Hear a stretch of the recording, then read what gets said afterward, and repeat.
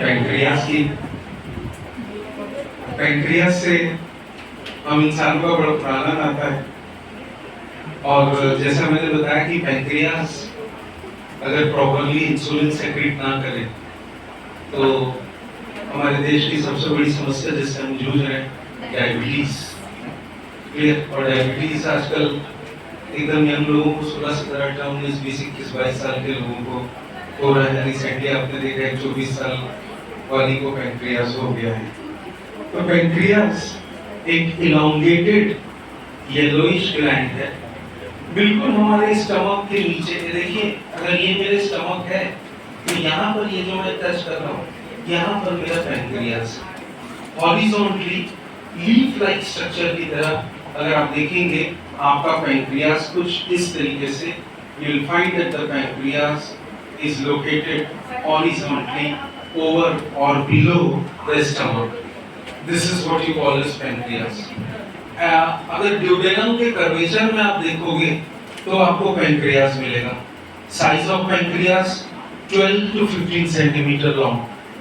The size of the pancreas is 12 to 15 centimeter in length. That's the size of the pancreas. 12 to 15 centimeter. That is the length of the pancreas. ठीक है, 2.5 centimeter इसकी width होती है।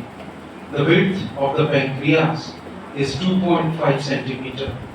Length 12 to 15 and width is 2.5 centimeter. एक average adult का pancreas का जो wait है वो लगभग 60 ग्राम के बराबर होता है। The average adult weight of the pancreas is nearly about 60 gram.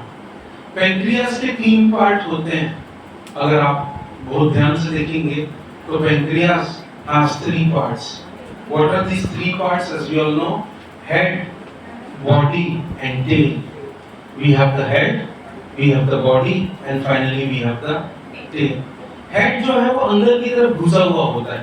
Head lies in the curve of the duodenum. Clear? और body स्टमक के पीछे होती है और tail spleen में जाकर के मीट कर जाता है। फिर से बता रहा हूँ, head lies in the curve of the duodenum, body in the stomach, middle of the stomach में घुसा पड़ा रहता है और tail जो है वो spleen, graveyard of RBC, वहाँ जाकर के tail जो है वो मिक्स अप हो जाता है, मिल जाता है spleen से। अब मेन पैंक्रियाटिक डक्ट, बहुत कम लोग जानते हैं कि मेन पैंक्रियाटिक डक्ट को हम डक्ट ऑफ वुर्सम भी बोलते हैं। द मेन पैंक्रियाटिक डक्ट, ये आपको एनसीईआरटी में नहीं मिलेगा। The main pancreatic duct is also known as duct of Wirsung, WIRSUNG, duct of वुर्सम।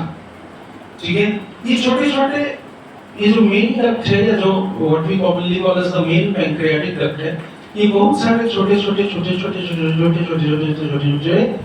अलग-अलग डक्ट से मिल करके बनता है, जैसा मैंने आपको पहले ही बताया। Main duct opens into hepatopancreatic ampulla. The main duct opens into hepatopancreatic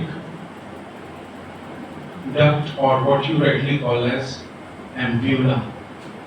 तो मेन डक्ट वहां पे जाकर के खुलता है।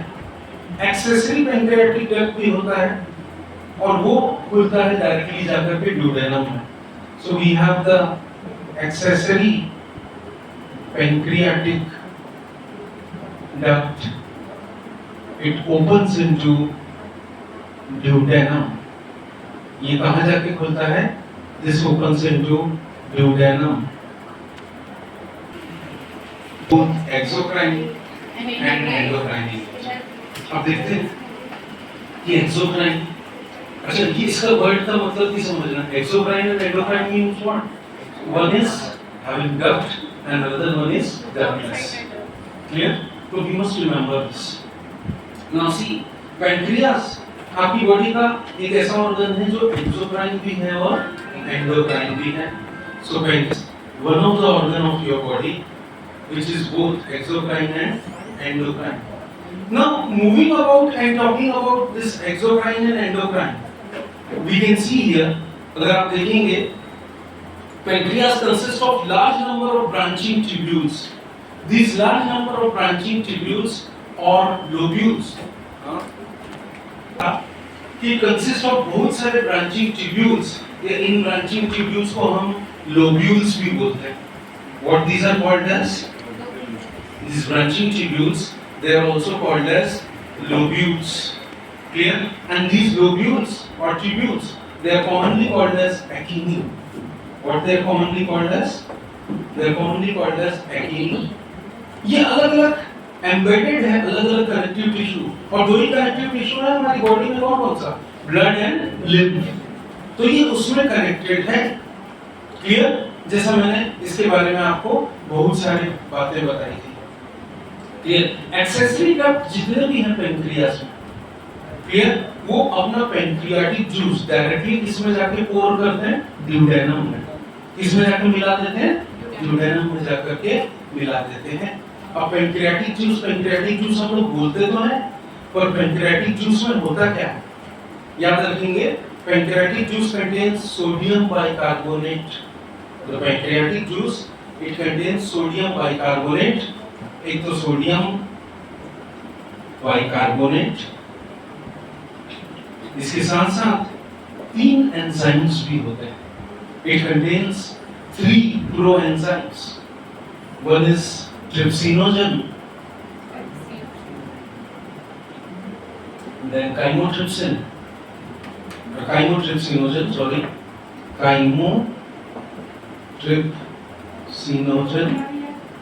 one is trypsinogen, then chymotrypsinogen, and procarboxypeptidase.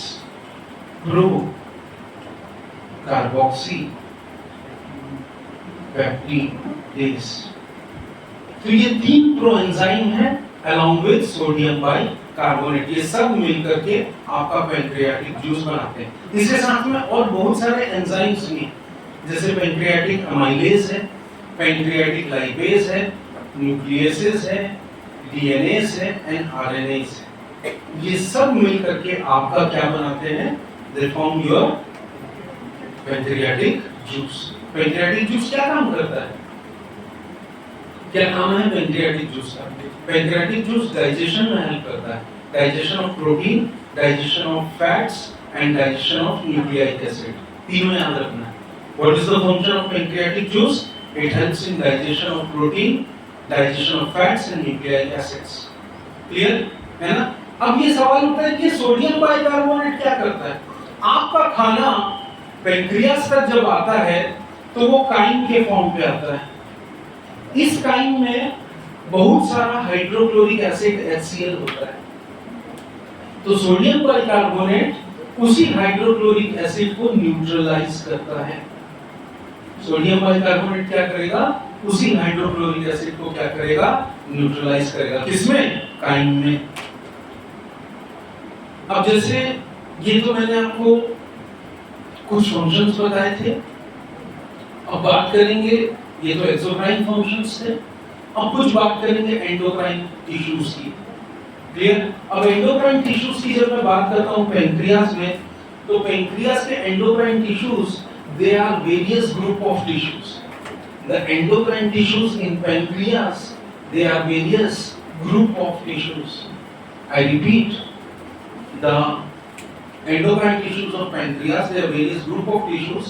These group of tissues, the particular type of the group of the tissues which are the endocrine gland of the pancreas, they are commonly called as islets of Langerhans.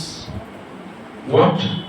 These pancreatic tissues, which are actually group of tissues of the pancreas, the endocrine tissues or the group of endocrine tissues of the pancreas, they are commonly called as islets of Langerhans. What these are commonly called as? These are commonly called as islets of Langerhans. Clear? जैसा मैंने आपको पहले ही बताया. इसके साथ साथ जो बहुत सारे हार्मोन्स हैं, and these hormones they are directly secreted or poured into the circulating blood. इसमें सबसे पहले हम लोग बात करेंगे अल्फा सेल्स की. क्लियर? आइलेट्स में आपको सबसे ज्यादा अल्फा सेल्स ही मिलेंगे. what you will find in islets is actually the alpha cells. Is this clear? Alpha cells आपको islets of Langerhans में 25%, 25% alpha cells they are found in the islets of Langerhans. Clear? और ये alpha cells आपकी body में क्या बनाते हैं? These alpha cells they produce glucagon. क्या प्रोड्यूस करते हैं? They produce glucagon. These alpha cells they produce glucagon hormone. ये ग्लूकागॉन हार्मोन जो है वो क्या करता है? वो ग्लूकोज को, वो ग्लाइकोजन को ग्लूकोज में लीवर में कन्वर्ट करता है. तो it's main function is what? Conversion of glycogen into glucose where in the liver. Clear? तो लीवर और पैंक्रियास दोनों आपस में क्या है? कोरिलेटेड हैं. अब बात करेंगे बीटा सेल्स की. इसी बात करेंगे after the alpha cells. Next we will talk about the beta cells. When we move on from alpha cells to beta cells, अगर आप देखेंगे beta cells, alpha cells are also known as A cells and beta cells are also known as B cells. तो next we will talk about what? We will talk about the B cells और beta cells. अब beta cells आपको सबसे ज्यादा islets of Langerhans में मिलते हैं. These beta cells they constitute 60%.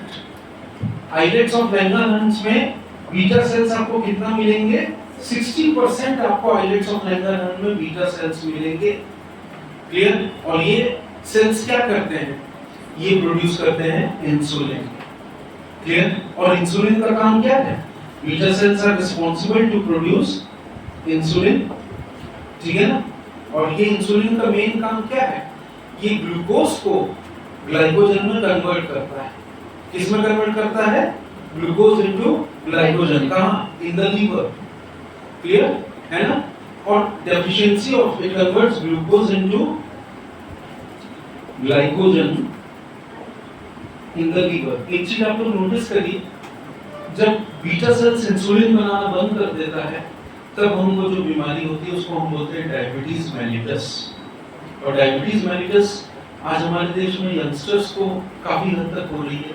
उसका कारण है कि उनकी फिजिकल एक्टिविटी नहीं होती. No exercise, no walking, nothing. Clear? तो अगर आपको शुगर हो गया है या डायबिटीज मेलिटस हो गया है तो समझिए कहीं ना कहीं आपके लीवर, आपकी किडनी पे भी इफेक्ट हो रहा है. क्लियर? तो a diabetic patient has to be very prompt and very careful regarding all these things. उनके डाइजेशन पे तो बहुत ज्यादा इफेक्ट पड़ता है. क्लियर? जैसे मैंने आपको बताया था. अब बात करेंगे एक और सेल्स की, that is the endocrine tissue, that is the alpha, beta and now comes the delta cells or D cells. Next we come on with the delta cells as secreted by the what you rightly call as pancreas. D cells भी बोलते हैं इनको. These are commonly called as the delta cells or D cells. These are commonly called as what? The delta cells or the D cells. Clear? ये 10% present होते हैं Langerhans में. In the islets of Langerhans, they are found only 10%. In the islets of Langerhans, they constitute only 10%. जैसा मैंने आपको बताया था. Clear? ये डी सेल्स एक हार्मोन सेक्रेट करते हैं जिसको हम बोलते हैं somatostatin. These D cells they secrete a hormone which is commonly known as somatostatin. These D cells they secrete a hormone which is commonly known as somatostatin. और ये क्या करते हैं? They inhibits the secretion of glucagon.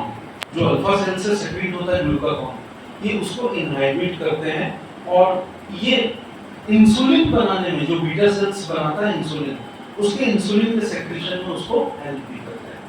तो they inhibit what? The secretion of glucagon. Inhibit the secretion of glucagon. Clear?